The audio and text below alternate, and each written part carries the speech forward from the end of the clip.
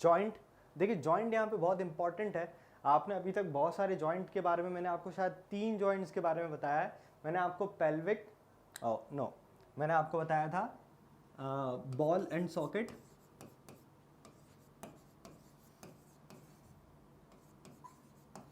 Ball and socket के बारे में मैंने आपको बताया।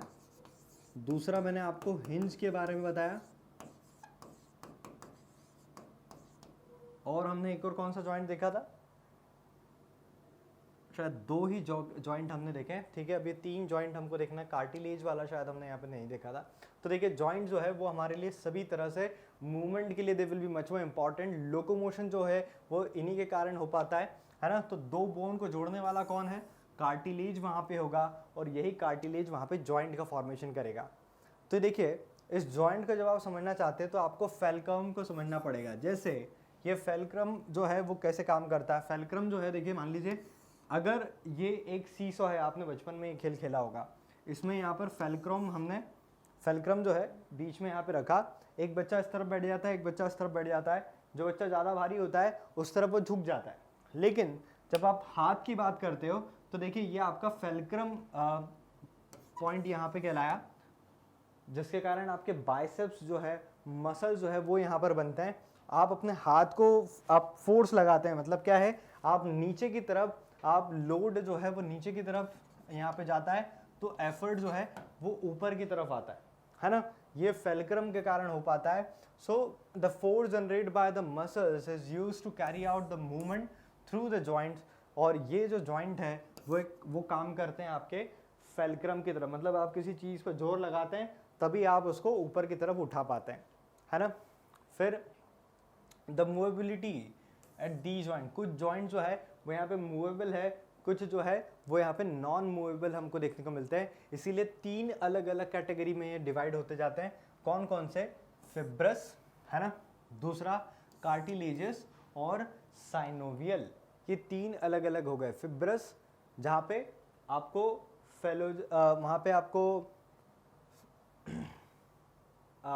फाइब्रस वहाँ पे भरा हुआ आपको देखने को मिलेगा, वहाँ पे, हाँ वही कार्टिलेज यहाँ पर देखने को मिलेगा। और इनके बीच में there will be no, you can say, इतनी जो डिवीज़न जो है ना, वो यहाँ पर आपको मूवमेंट जो है वो कैसा देखने को मिलेगा वो देख लेते हैं कि इमूवेबल होंगे। फिब्रस जो है यहाँ पे they will be known as immovable. Cartilage में ये जो है आपके सेमी मूवेबल है, मतलब कभी चलेंगे। और साइनोवियल जो है वो आपके मूवेबल है। कैसे, तो ये जो फिब्रस है इसमें देखिए कहाँ पर देखने को मिलते हैं, ये इसके एग्जाम्पल है। आपको ये देखने को मिले स्कल में, आपके स्कल में क्रेनियम वाले पार्ट में बहुत सारी बोन्स हमने देखी थी। उन सारी बोन्स की कनेक्टिविटी के लिए जो सचर जो थे, है ना, वो इमूवेबल है। इसीलिए वहाँ पे हमको कैसे जॉइंट देखने को मिले, फिब्रस जॉइंट। कार्टिलेज में जो सेमी मूवेबल जॉइंट है वो कैसे देखने को मिले कि यहाँ पर जो प्यूबिक सिम्पाइसिस जो थे, है ना, दूसरा एग्जाम्पल इसका इंटर वर्टिब्रल डिस्क, जो आपकी वर्टिब्रल डिस्क थी उनके बीच में आपके कार्टिलेजेस जॉइंट थे, है ना। तो ये कैसे हुए, सेमी मूवेबल। आप चाहें तो वैसा थोड़ा बहुत वो बेंडिंग शो करेंगे आपकी बॉडी के मूवमेंट के अकॉर्डिंग। तीसरा सेमी मूवेबल जो है आपके रिब्स और स्टर्नम में देखने को मिला था। फिर जो मूवेबल आपने जॉइंट देखे जिनको साइनोवियल जॉइंट भी बोला जाता है, तो ये आपने सबसे पहला बॉल सॉकेट जॉइंट के बारे में मैंने आपको बताया था, जो शोल्डर और हिप में आपको देखने को मिलता है। वैसे ही कॉन्डिलॉइड जो जॉइंट है वो हमने कहाँ देखी, स्कल, मेटाकार्पल्स या मेटाटार्सल्स के बीच में, है ना। ये भी मूवेबल है, आप देखो इसको मूव कर सकते हैं, है ना। फिर उसके बाद में हिंज जो है वो कहाँ पर देखने को मिले, ये हमको एंकल में, आपके एडी वाले एरिया में, एल्बो में, नी में, और बिटवीन द फेलेंजेस हमको साइनोवियल जॉइंट देखने को मिलता है। फिर ग्लाइडिंग वाला, ग्लाइडिंग जो है देखिए आपका जो रिस्ट वाला जो पार्ट है ना, रिस्ट वाला जो पार्ट है 8 हमने वहाँ पर देखे थे, और वो सारे कैसे मूव कर पा रहे थे, because they generally glide on each other, तो इसीलिए वो ग्लाइडिंग वहाँ पर मूवमेंट शो करेंगे, और वो मूवमेंट जॉइंट हमको या फिर मूवेबल जॉइंट हमको शो करेंगे। वैसे ही शटल जॉइंट जो है, शटल देखिए कहाँ पर देखने को मिले, तो ये मेटाकार्पल्स, कार्पल्स और आपके थंब वाले एरिया में हमको ये प्रेजेंट देखने को मिलेंगे। फिर पाइवोट जॉइंट जो है वो एटलस, रेडियस और अल्ना में है ना, रेडियस और एक्सिस, एक्सिस मतलब ये आपके सिर वाले मतलब पाइवोट जॉइंट ये देखने को मिलेंगे। तो इस तरह से फिब्रस, कार्टिलेज और साइनोवियल जॉइंट हमको देखने को मिलेंगे। ये शॉर्ट में आपको याद रखने के लिए this will be much more easy to understand, एक फ्लो चार्ट आपके लिए था बच्चों।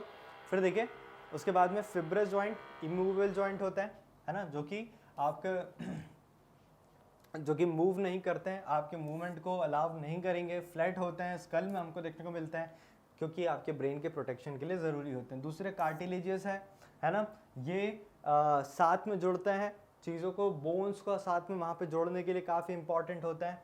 दूसरे उसके बाद में जॉइंट को वहाँ पे बनाए रखने के लिए दे will be much more important. Vertebral columns को एक जगह रखते हैं। मूवेबल साइनोवियल जिनकी बात करें तो ये कंसीडर करते हैं आपका मूवमेंट, आपके बोन्स के बीच में ये प्रेजेंट होंगे, आपको अलाव करेंगे। आपके बॉल सॉकेट जॉइंट यहाँ पे होंगे, पाइवोट जॉइंट यहाँ पे होंगे, शटल जॉइंट हमने देखे, पाइवोट हमने देखे, तो ये सारे हमने अभी देखे हैं। मैक्सिमम डिग्री ऑफ मूवेबिलिटी जो है ये बॉल एंड सॉकेट जॉइंट में देखने को मिलेगी। उसके बाद में साइनोवियल जॉइंट में, क्योंकि they will be able to rotate, क्यों, क्योंकि अंदर की तरफ उसमें खाली एक सॉकेट वहाँ पर जगह होती है जो अपने एक्सिस पे, इनफाइनाइट एक्सिस पे they will be able to allow them to move over there.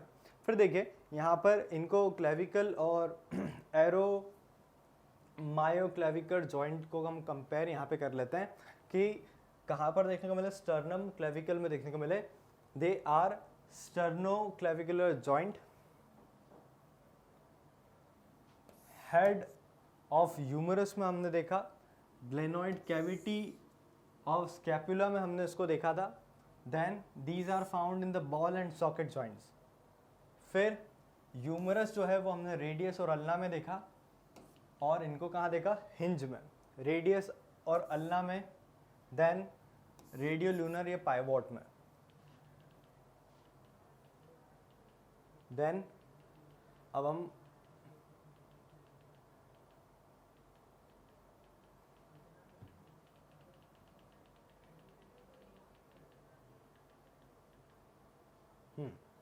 तो इसके बाद में इसके डिसऑर्डर्स की बात कर लेते हैं। तो डिसऑर्डर क्या है आपके बोन्स में, तो सबसे पहला आता है अर्थराइटिस। अब देखिए अर्थराइटिस का मतलब क्या होता है, अर्थराइटिस का मतलब होता है कि जब भी आपके जॉइंट्स में है ना, जब भी बोन और बोन के बीच में, जब भी दो बोन के बीच में जो जॉइंट वहाँ पर देखने को मिलेगा, इन दोनों में हमको क्या देखने को मिले, जब इन्फ्लेमेशन हमको देखने को मिले, है ना, इन्फ्लेमेशन यहाँ पे देखने को मिले, जलन वहाँ पे महसूस हो, तो दिस विल बी अर्थराइटिस। इसको अर्थराइटिस को यहाँ पे कुछ कैटेगरीज में डिवाइड किया है कि इन्फ्लेमेशन हो रहा है जब भी जॉइंट्स के बीच में।